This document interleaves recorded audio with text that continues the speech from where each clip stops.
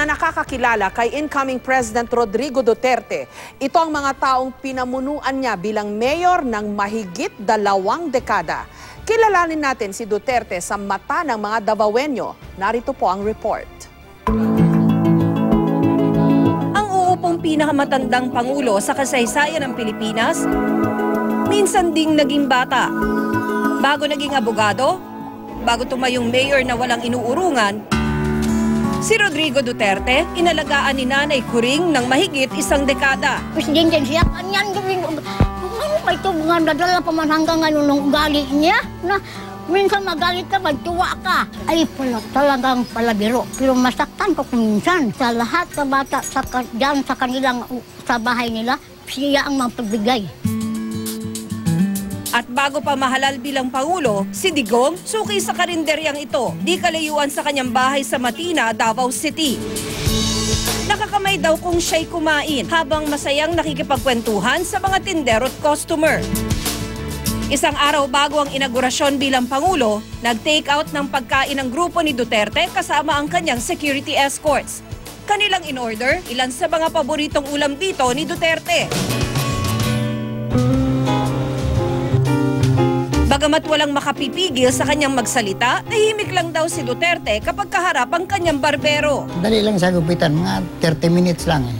Parang hairline lang siya na kapado siya, maiksi, pero hindi yung maputi. Simple lang gupit, parang crew cut ba.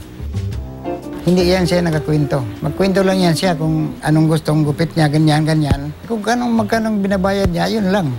Hindi na tip.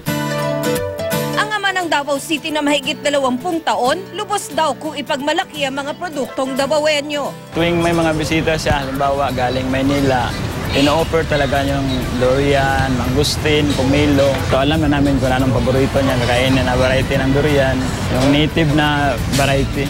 Yun kasi palagi niyang in-order dito. Mayroon siyang maabutan dito ng kumakain. Kung sabihin niya sa amin na huwag mong tanggapin ang bayad nila, sagot sa akin yan, isama ko sa bill ko.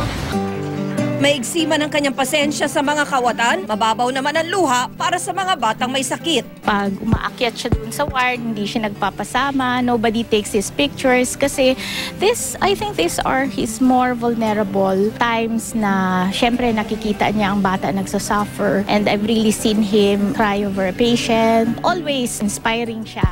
Kaya mo yan. Kampante si Nanay Coring, kayang-kaya ng kanyang dating alaga na harapin ang bagong responsibilidad nito sa sambayan ng Pilipino. At gaya ng iba pang Davaoenyo, umaasang makita rin ng nakararaming Pilipino ang tunay raw na pagkatao ni Digong. May pagmamalaki, maaasahan. Matuwa ako. Pero matuwa ako ng malungkot dahil hindi na ko na malapitan siya. May bodyguard naman, hindi na makagaya noon. Tina Panganiban Perez, GMA News.